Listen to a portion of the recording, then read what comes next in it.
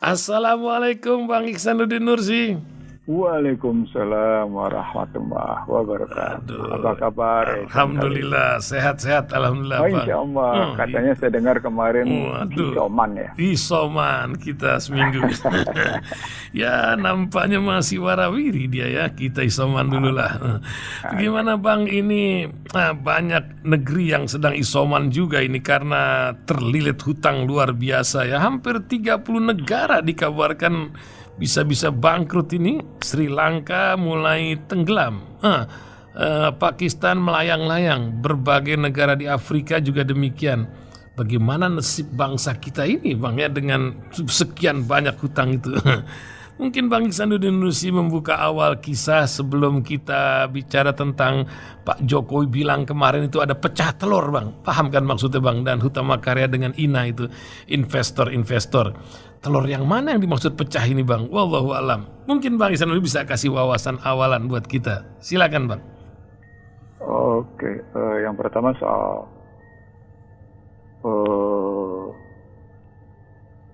utang ya. Utang. Waktu waktu pertama kali COVID, saya pernah menyampaikan di Rasil bahwa di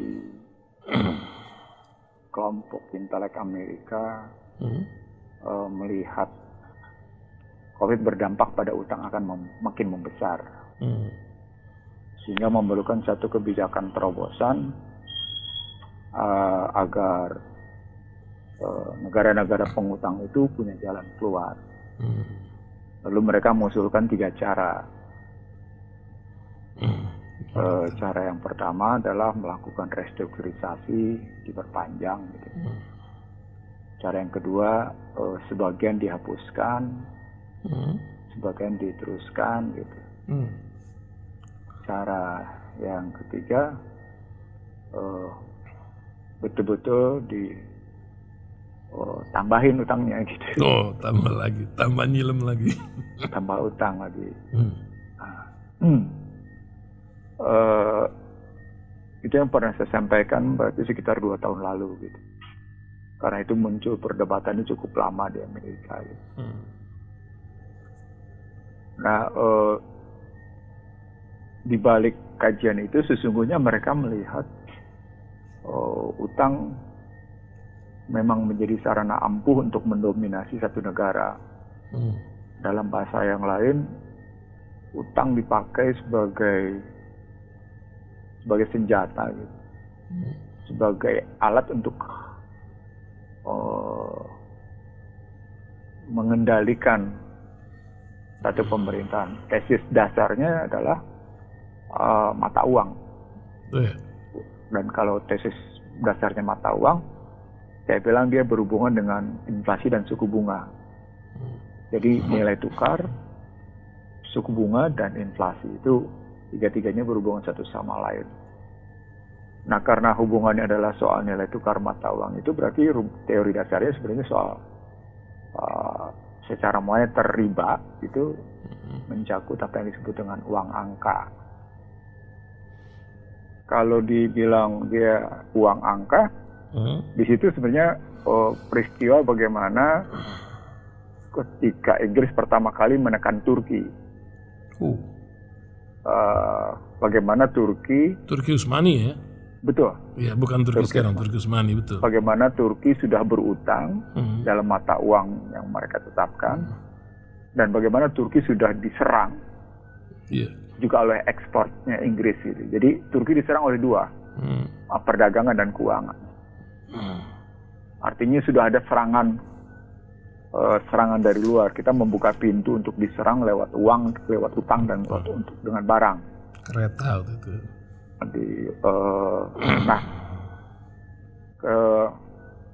Kasus yang sekarang disebut 30 negara itu sebenarnya bukan sesuatu yang aneh, karena negara Afrika tetap tidak pernah bisa melepaskan diri dari Perancis. Dari tadi disebut misalnya katakan 16 negara Afrika itu terjerat dengan utang. Itu karena Prancis mengharuskan negara-negara yang di bawah dominasi Prancis berbahasa Prancis. Itu yang disebut dengan kekerasan simbolik berbasis bahasa. language torture namanya, kekerasan bahasa. Jadi dalam teorinya namanya language torture. Kekerasan bahasa. Orang dipaksa untuk tidak bisa berbahasa ibunya, tapi dipaksa untuk menggunakan bahasa asing, dalam hal ini bahasa Perancis. Jadi kalau saya tidak aneh kalau soal Afrika. Karena itu sesungguhnya Barat jangan teriak-teriak hak asasi manusia karena mereka adalah negara dominator gitu ya. Termasuk Amerika gitu. Jadi jangan bicara sekarang lah, mengatur kita ya. Heran gitu. Sementara kalau soal Sri Lanka, ini memang mesti dilihat pada struktur utangnya. Katakan kalau Sri Lanka kita lihat ambil utangnya, kasusnya, kan pasti perbandingannya adalah soal perbandingan antara mata uang Sri Lanka dengan mata uang yang dipinjamkan. Nah, ketika mata uang yang dipinjamkan itu tidak bisa dihasilkan oleh Sri Lanka, katakan mata uang pinjamannya adalah sebut deh yuan renminbi gitu ya. Tidak bisa dihasilkan oleh Sri Lanka sebagai untuk menghasilkan yuan renminbi. Sementara Sri Lanka juga negara yang mengimpor barang dari Cina gitu. Dan Cina mengekspor barang ke Sri Lanka. Ya Sri Lanka akan habis didominasi oleh Cina. Jadi teori ekonomi internasional ini begitu. Tekanannya begitu, tekanannya. Nah, kalau begitu, sesungguhnya utang sarana ampuh untuk menekan satu negara. Dan itu sudah dimunculkan sebenarnya sejak awal abad 20, gitu ya, sejak setelah kasus Turki Osmania itu. Jatuh karena hutang. Lalu kemudian diikuti dengan Marshall Plan. Diikuti dengan Marshall Plan. Dunia II. Di Indonesia itu pintu masuknya KMB, Konferensi Meja Bundar, di mana kita dipaksa untuk mempunyai utang, utang atas tindakan Belanda yang membiayai agresi militer 1, agresi militer 2, dan pembiayaan atas agresi militer Belanda 1, agresi 2 itu dibayar oleh Indonesia melalui kesepakatan Konferensi Meja Bundar. Lalu kita dipaksa untuk menjadi anggota IMF, berarti ribanya yang kedua, riba pertamanya adalah utang, riba keduanya adalah menjadi anggota IMF karena basis riba. Berikutnya kita mesti dipaksa untuk membebaskan perusahaan-perusahaan asing beroperasi di Indonesia. Jadi kita sesungguhnya sudah mulai terkena itu di Desember 49 dan kemudian makin nyata ketika jadi RIS, lalu dibubarkan oleh Soekarno pada tahun 56 setelah pemilu 55. Tapi Soekarno juga terkena ketika memasukkan dana dari Rusia dan dari mana-mana. Termasuk soal impor. Jadi saya ekonomi politik internasional melihat utang adalah sebagai sarana untuk mendominasi memang. Gitu. Dan kalau mau ngutang mestinya dia ngutang dengan cara meminjamkan kita uang kita sendiri gitu. Oh iya, saya memberikan utang pada Anda tapi pakai uang Anda sendiri gitu. Artinya sesungguhnya kita dipaksa untuk mencetak uang, dengan begitu kita punya produktivitas, dan itu berhubungan dengan yang namanya, kalau pakai teori modern, pakai teori modern itu berarti penciptaan lapangan kerja. Bahwa uang yang kita ciptakan itu adalah dalam rangka mengatasi pengangguran. Ini ceritanya panjang. Nah, tapi balik kalau dibilang itu 30 negara sampai terlilit utang, itu cerita Barat mendiskreditkan Cina dan Rusia. Ada juga di balik itu. Oh iya, jadi kita nggak bisa ngeliat sebelah gitu model. Ini gitu, siapa yang bawa berita lah begitu ya. Iya, kita harus fair juga bahwa kan dia berkali-kali menyebut bahwa ekonomi Cina akan ambruk, dalam kenyataan ekonomi Cina rendahnya cuma 5% itu turunnya. Betul. Rusia juga. Ini juga Rusia dengan manuver mata uangnya rabel yang dengan cara baru dia bayar akan mempengaruhi mengganggu dari The Fed atau bagaimana, Bang? Oh ya, ini yang saya sebut sebulan lalu di kanal YouTube saya. Sebagai bentuk pertarungan melawan sistem neoliberal dan dolarisasi dunia. Jadi perang Ukraina Rusia itu menyadarkan, makin kuat menyadarkan Cina dan Rusia untuk keluar dari sistem Swift Code. Swift Code adalah satu teknologi sistem pembayaran yang dikendalikan oleh Amerika. Nah, ketika mereka tidak lagi menggunakan Swift Code, itu berarti mereka tidak lagi menggunakan dolar. Karena dihapus. Makanya setiap orang yang mau beli gas, setiap negara yang ingin membeli energi dari Rusia, dia harus pakai rubel gitu. Begitu juga Cina, dia tidak lagi menggunakan yang namanya Swift Code. Itu berarti mereka menggunakan yuan renminbi. Setiap orang yang beli barang dari Cina, ekspor barang, dia harus menggunakan yuan renminbi. Itu. Kalau artinya ketika katakan mereka bertransaksi dengan Iran gitu ya, atau bertransaksi dengan Korea, ya mereka saling bertukar nilai tukar. Itu yang disebut dengan bilateral swap, yang indikatornya harga emas jadinya. Emas itu. Iya, indikatornya harga emas gitu. Jadi apa penimbang harga mata uangnya rubel? Emas. Apa penimbang harga mata uangnya Iran? Ya emas. Apa penimbang uangnya harga mata uang Cina? Emas. Jadi dengan begitu mereka merasa fair. Ini sesungguhnya yang pernah diberlakukan dalam model Islam kan? Ini yang mereka dulu pernah bunuh di periode Nixon-Sox. Juli 1971. Mereka meninggalkan sistem emas, lalu mereka sepenuhnya mengandalkan sistem dolarisasi Amerika sedunia. Yang saya bilang sesungguhnya itu bukan kegagalan Bretton Woods, itu mereka menyatakan Bretton Woods gagal, tapi sesungguhnya malah mereka memperkuat posisi dolar. Kalau tesis saya sejak lama saya menyampaikan kuliah, ceramah atau diskusi atau seminar dimanapun, saya ngomongnya gitu. Nah, kalau begitu, mestinya kita lihat bahwa dengan ditinggalkannya Swift Code dan dolar, berarti mempengaruhi WTO. Karena WTO tidak lagi bisa menentukan apa-apa, karena mereka sudah langsung melakukan kontak bilateral gitu. Jadi bilateral. Nah, ini perlahan-lahan Belt and Road Initiative sudah muncul dalam transaksi perdagangan antar negara. Dan ini memang dirancang dalam rangka melawan neoliberal kalau Cina meniatkannya begitu. Tapi kan ini bukan Cina sendiri, ini dilakukan juga oleh Rusia, ini dilakukan juga oleh Iran, ini dilakukan juga oleh Korea Utara. Gitu. Itu berarti WTO ditinggalkan. Kalau WTO ditinggalkan, itu berarti IMF ditinggalkan karena nggak ada urusan soal inflasi. Tidak ada urusan soal pengendalian inflasi di antara dua negara.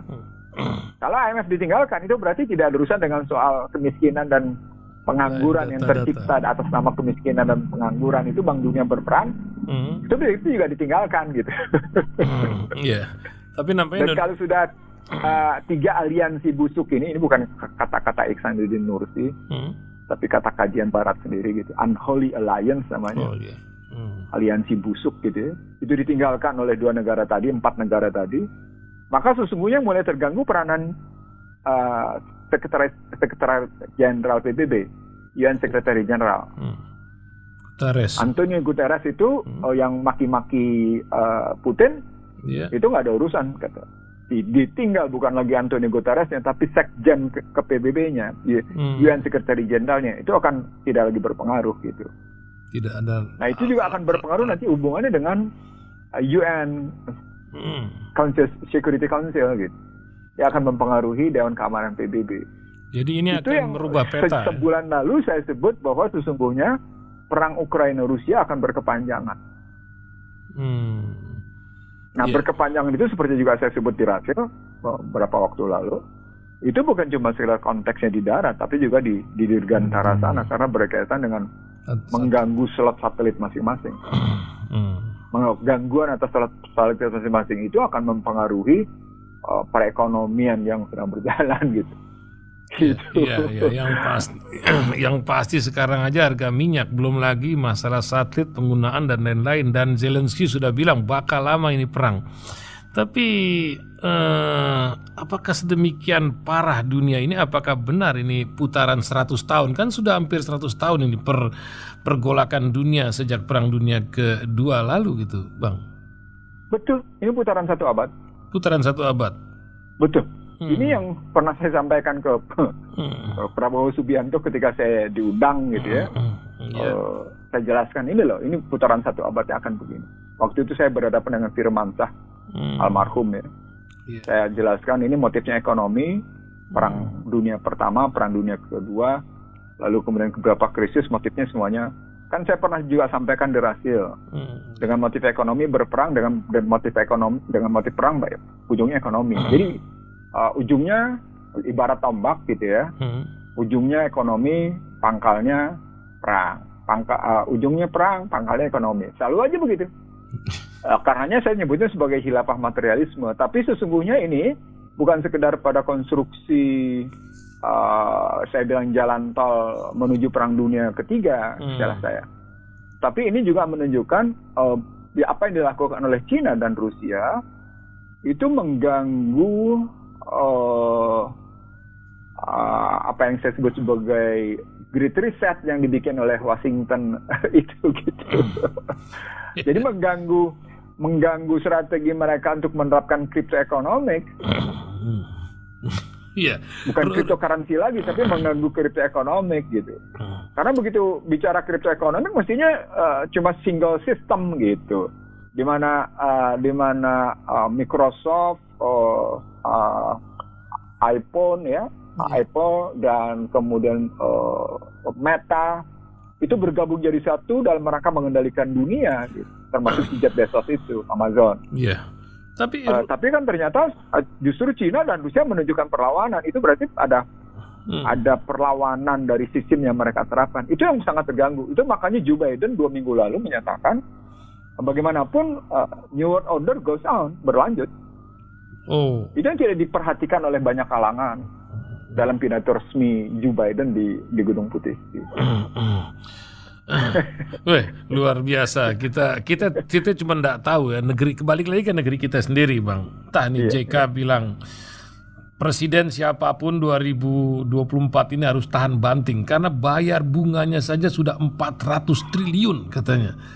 Ini macam mana masa depan negeri kita, Bang, dengan keadaan sekarang dunia yang setelah COVID, macam ada sebuah perang yang sudah didesain atau macam mana bergerak perputaran-putaran yang akan banyak perubahan dunia ini ke depan.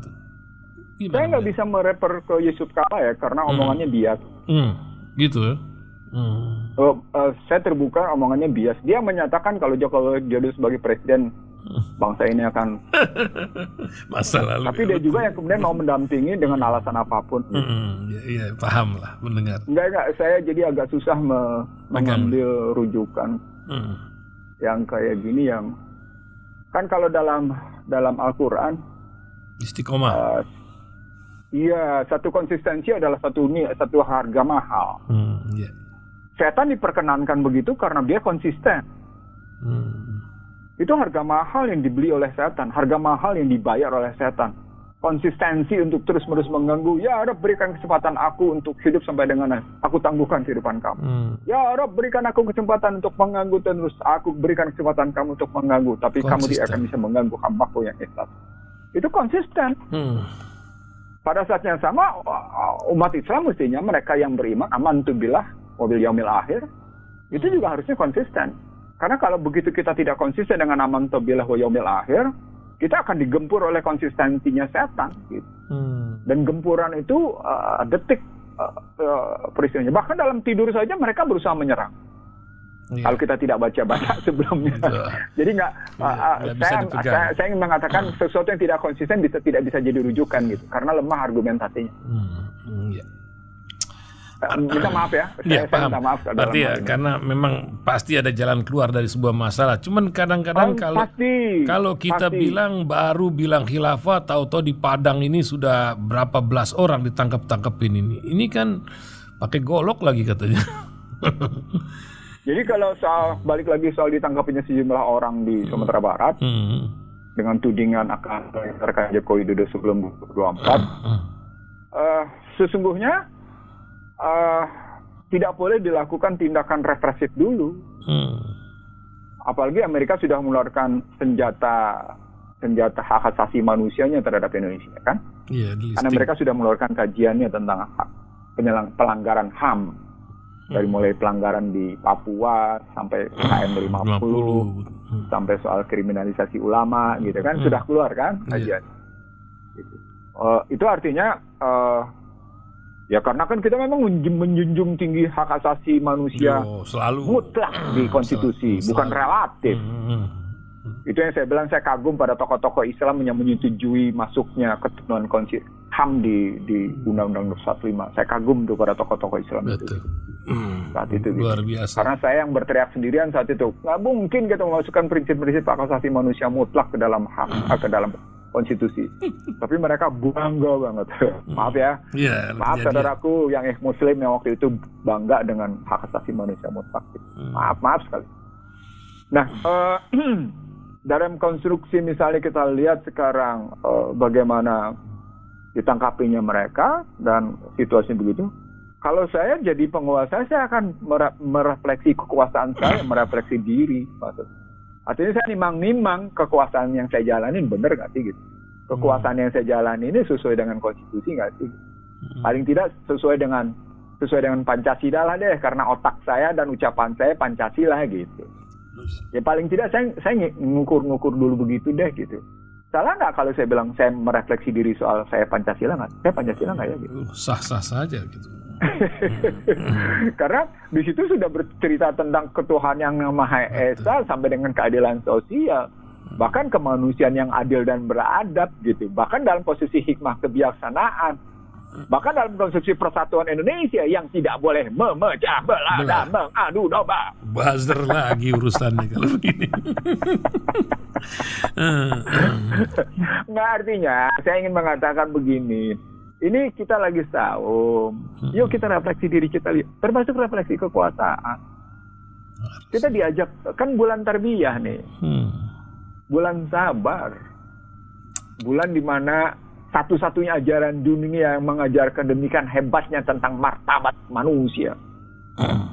Satu-satunya bulan di mana diminta untuk melakukan riset atas memori dan prosesor kita, atas zikrullah, atas tafakkurun, gitu kan, aladzina yatafakkaru aladzina yazkurunallah, gitu kan, qiyaman wa qu'udan wala junubihim wa yatafakkaruna. Itu kan great reset itu. Jadi umat Islam diminta untuk melakukan great reset melalui bulan Ramadan ini dengan memasukkan memorinya, membersihkan prosesornya dengan Al-Quran dan hadis. Loh, kalau kemudian kasusnya begitu, berarti umat Islam ini tidak sedang melakukan great reset dengan Al-Quran. Itu refleksi terhadap umat Islam. Gitu. Karena di bulan, walaupun memang di bulan Ramadan juga dalam riwayat sejarah Nabawiyah memang terjadi peperangan, dari 23 peperangan itu selama 10 tahun terakhir setelah hijrah, memang perang banyak dilakukan di bulan Ramadan. Gitu. Tapi justru karena energi yang jernih pada memori dan pada pikiran, dan lahir yang jernih karena puasa, maka kekuatan perangnya jadi luar biasa. Tapi semuanya karena Allah, amantubillah wal yaumil akhir gitu. Jadi kembali lagi, kalau tesisnya adalah soal tadi dengan maksud melengsarkan Joko Widodo, mestinya ada pertimbangan politik yang mendalam, ada pertimbangan politik hukum ya, bukan pertimbangan hukum represif, tapi pertimbangan politik hukum. Saya pernah ngomong kayak gini memang ke beberapa petinggi aparat penegak gitu ya.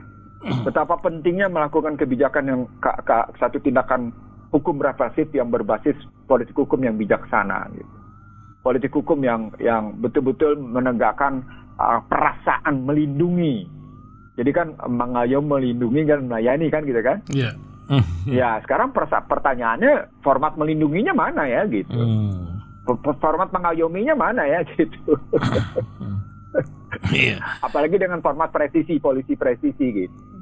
Jadi artinya kalau kita ngambil sikap kayak gitu, kita pandai-pandai Islam mengejar keumatan wasatan ya. Sekaligus mizan. gitu, sekaligus adil. Maka mestinya kita begitu ngambil sikapnya begitu. Kita bisa merefleksi diri kita, masing-masing melakukan introspeksi diri, menghisap diri sendiri gitu. Karena ini memang bulan pembakaran, bulan penjernihan, bulan proses penyucian lahir batin, proses penyucian jiwa dan raga gitu. Nah, proses penyucian jiwa, proses pembersihan jiwa raga itu dalam rangka tetap tadi, kalau pakai kehidupan berbangsa dan negara, dalam rangka tegaknya Pancasila. Karena pemikiran itu datang justru dari orang Indonesia, mestinya kita tegak dengan pemikiran itu. Kalau dalam konteks Islam ya kita harus melakukan great reset dengan basis Al-Quran. Sebagaimana Al-Imran 190, 191 gitu. Bahwa itu merupakan great reset. Jadi bukan great reset materialisme seperti yang dilakukan oleh Barat sana melalui handphone, melalui vaksin gitu. Itu kan great reset itu. Iya. Ramadan ini memang menjadi masa-masa perjuangan. Banyak mahasiswa pun sekarang berdemo lagi di bulan Ramadan. Kalau seorang Ihsanuddin Nursi, Bang, apakah masih berharap dengan perjuangan yang satu ini atau memang ini sebagai sebuah alternatif yang ditunggu atau bagaimana, Bang? 10 hari lalu ketika ada acara buka puasa bersama di satu hotel, di mana hadir beberapa kalangan intelektual, kalangan aktivis, pejabat negara gitu. Saya menyebut soal demo peristiwa politik besar di Indonesia itu selalu berhubungan dengan kepentingan luar gitu. Lalu ketika Panglima TNI ketemu dengan Ketua DPD yang kemudian pesannya polisi tidak melakukan represif, saya mencium sesuatu gitu. Ini pihak luar sudah terlibat nih. Gitu. Satu. Lalu saya ambil mata rantai peristiwanya panjang, terus saya sampaikan. Sekitar 15 menit seurai. Nah dari sana pertanyaan berikutnya, bagaimana cerita kondisi Jakarta begitu kuat terkoneksi dengan beberapa kota besar untuk melakukan demo gitu. Yang tematiknya dua sesungguhnya. Tematik pertama soal 3 periode, tematik kedua soal harga-harga. Walaupun diikuti dengan persoalan korupsi gitu ya. Diikuti juga soal korupsi dan beberapa mengikuti dengan mandatory vaksin gitu. Nah, dari sana kalau disebut dengan perjuangan, ya memang bulan Ramadan adalah bulan jihad, bulan perjuangan. Itu bisa diambil dalam level pribadi, keluarga, komunitas, dan sampai dengan sosial gitu, sampai dengan negara. Seperti saya sebut, Rasulullah memenuhi perintah Allah untuk melakukan peperangan karena dalam rangka bertahan, defense strategic mechanism jadinya. Strategi bertahan itu dilakukan gitu, dan itu di bulan Ramadan.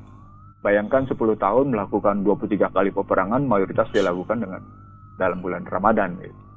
Itu yang disebut dengan sahru jihad kan, jadi bulan jihad sesungguhnya. Dan memang di bulan Ramadan ya sahru jihad itu melawan hawa nafsu kan. Hawa nafsu yang muncul pada kalbu dan pada pikiran, pada angan-angan gitu. Itu makanya tadi grit risetnya harus diisi dengan Al-Quran dan hadis.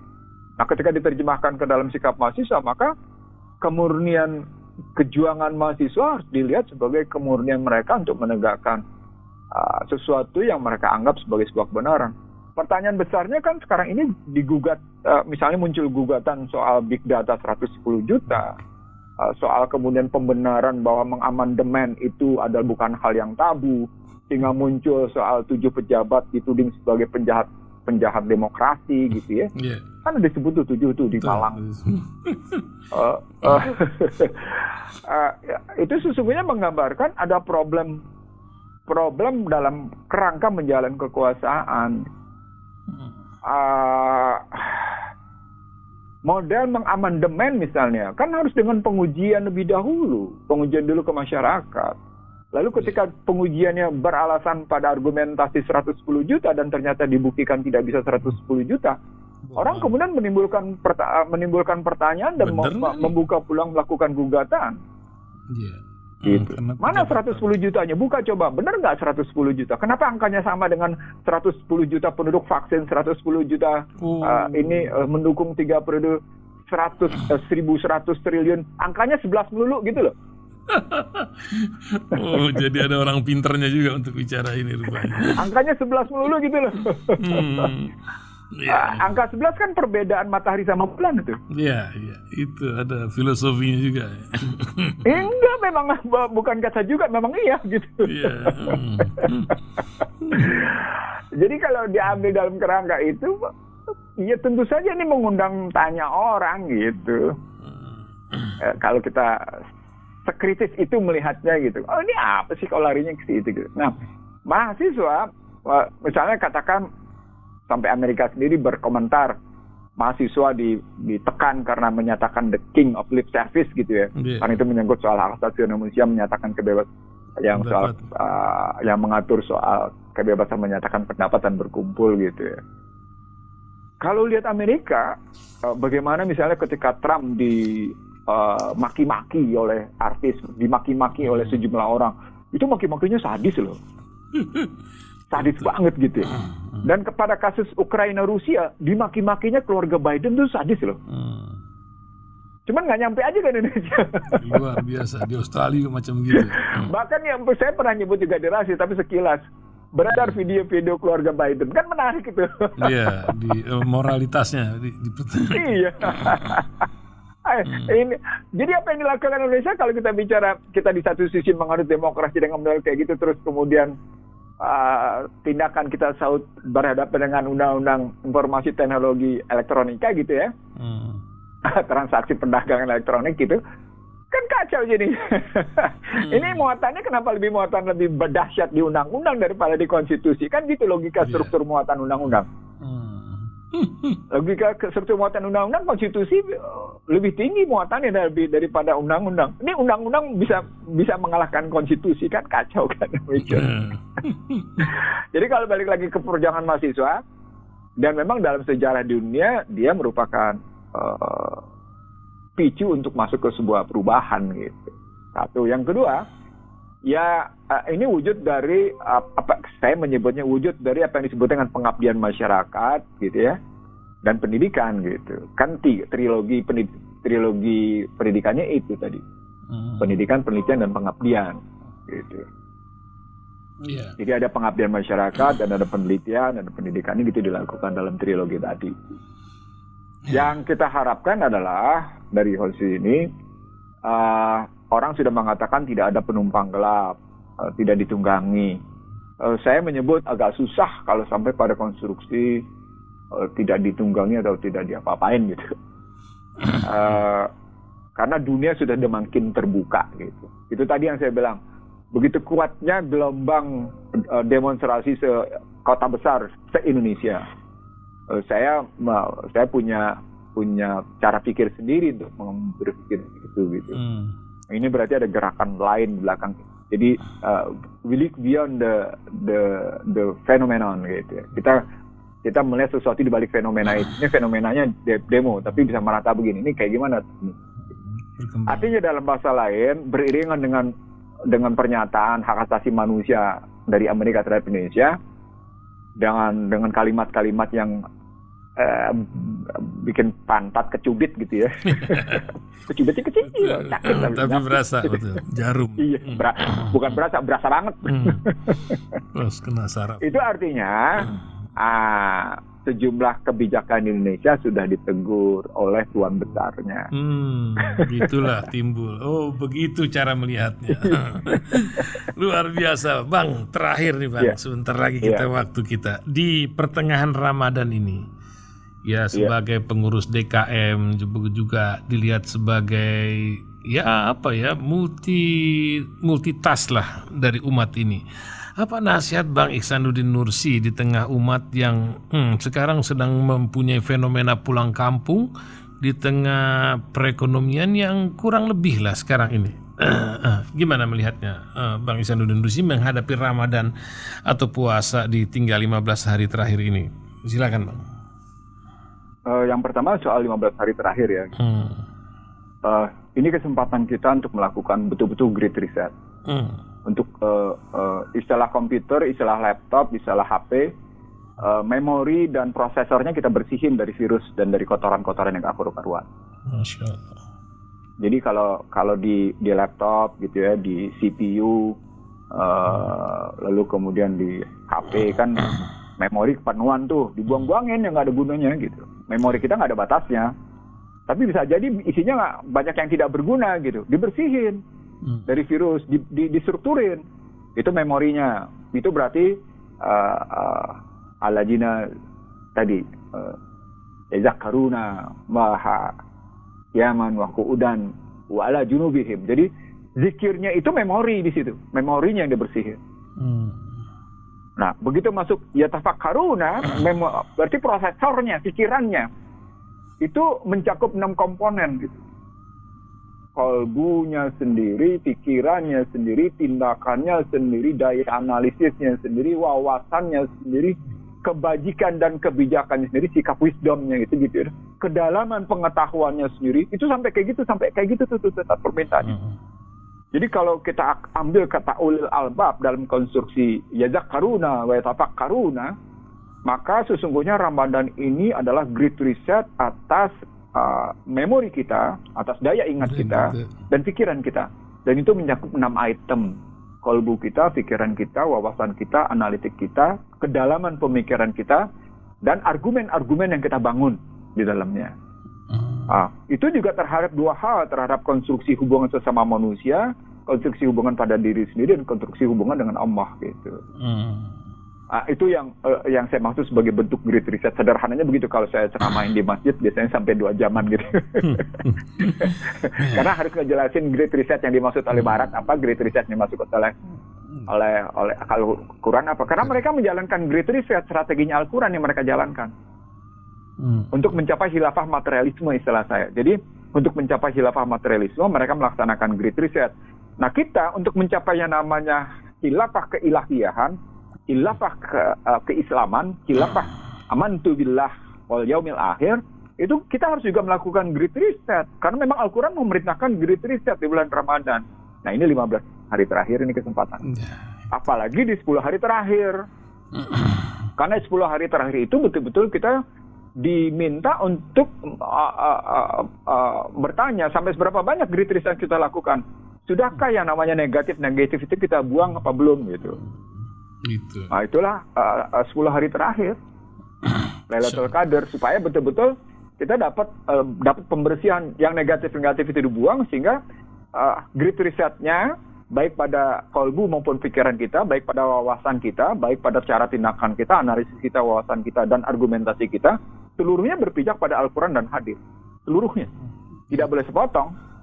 Karena memang waqafa billahi saidah. Gampang diomongin. Totalnya begitu gitu. Iya, betul. Harus begitu. Itu di 15 hari terakhir. Nah, ketika kita masuk ke dalam pulang kampung, saya berpendapat ini menarik. Jadi kalau memang pemerintah Republik Indonesia yang sudah terbebani oleh hutang, walaupun hutangnya di periode Februari menurun ya, menjadi 34,5% terhadap PDB, walaupun ukuran ini semu menurut saya gitu ya. Karena PBB Bank Dunia sendiri tidak konsisten melakukan ukuran hutang gitu. Dan ini saya ngomong sejak saya di DPR gitu ya. Sekali lagi saya ngulang-ngulang nih ngomong gini. Saya ngomong sejak di DPR, sejak Budiono. Bagaimana saya undang, saya nggak bilang saya tantang, saya undang untuk melakukan debt relief gitu ya, saya sebagai anggota dewan. Nah ini malah jadi kesempatannya apa? Agar kemiskinan yang terjadi di pedesaan itu berkurang, karena orang pulang kampung itu bawa uang. Itu artinya kita mengurangi Gini rasio di perkampungan yang menurut data BPS sendiri, walaupun data BPS juga bias gitu ya, yang sekarang 0,382 Gini rasio itu bisa menurun dengan yang namanya pulang kampung. Jadi kalau pemerintah mengeluarkan kebijakan seperti menghambat orang pulang kampung, saya bilang salah. Karena didorong. Salah. Ini momentum memperbaiki, mengurangi Gini rasio kok. Menurunkan Gini rasio. Usah booster ini momentum lah, untuk gitu. mengalirkan uang secara konkret dari kota ke desa kok. Kemarin kebijakan Anda mengalirkan uang ke orang kaya kok. Iya. Gitu. Sekarang ada kesempatan, biarin aja orang kelas menengah pulang dengan bawa uang pulang ke kampung. nggak usah dihambat macam-macam, nggak usah. Biarkan aja, dia atur aja bagaimana perjalanan dengan baik. Misalnya katakan polisi sudah ngatur soal satu arah sama soal ganjil genap. Oke, good. Dalam rangka efisiensi perjalanan. Jadi masyarakat disiplin soal ganjil genap di jalan tol. Masyarakat disiplin soal satu arah supaya efisien perjalanan. Oke, setuju saya, bagus. Tapi jangan dihambat jadi macam-macam gitu. Jangan dihambat dengan syarat ini, syarat itu. Sampai akhirnya umat Islam jangan musingin. Kan itu kacau kalimatnya. Ini apa sih? Umat Islam mana yang musingin? Saya ingin ketemu sama umat Islam yang bikin pusing pemerintah. Karena umat Islam dalam konstruksinya adalah umat yang selalu berkontribusi baik terhadap pemerintahannya. Kecuali pemerintahannya nggak mau dengar, lain lagi. Itu lain kisah. Gitu mikirnya. Kita berkontribusi, kritik itu kontribusi loh. Karena kritik itu dengan solusi. Seperti Ihsanuddin Nursi sampaikan, saya kritik, tapi saya juga punya jalan keluar. Ayo, mau? Ayo. Lewat Rasil saya mau ngumumkan sekarang entah yang keberapa puluh kali, mari undang saya. Ada solusi. Bukan saya minta diundang, enggak. Saya ingin menyampaikan yang terbaik untuk bangsa ini kok gitu. Mas, ada sebenarnya solusi. Jadi ada kok konsepnya, ada kok jalan keluarnya. Wa nunazilu al-Qur'ani mahwa sifat wa rahmah. Subhanallah. La haula wala quwwata. Manualnya udah ada, tapi luar biasa. Waktu juga ini Bang, yang nggak bisa kita toleransi pagi. Iya betul. Mudah-mudahan kita bisa bincang lagi. Yuk, sama-sama Bang. Ini yang belum bicara nih tadi tuh, yang katanya pecah telur. Pecah telur, saya juga bingung ada telur pecah. Aduh, dari kemarin telurnya kemana aja. Tapi nantilah kita bincang. Sekarang sudah 8.45 sudah kelebihan. Oke. Makasih. Maaf lahir batin. Nanti kita masih ketemu Selasa minggu depan. Insyaallah. Iya. Insyaallah. Makasih Bang. Jadi tanggung jawab saya dan mohon memakfirah dari Allah, sambil mohon maaf dari semuanya. Amin. Dan mudah-mudahan puasa kita penuh dengan berkah dan kita betul-betul berhasil melakukan great reset. Amin. Wabillahi taufiq wal hidayah. Assalamualaikum warahmatullahi wabarakatuh.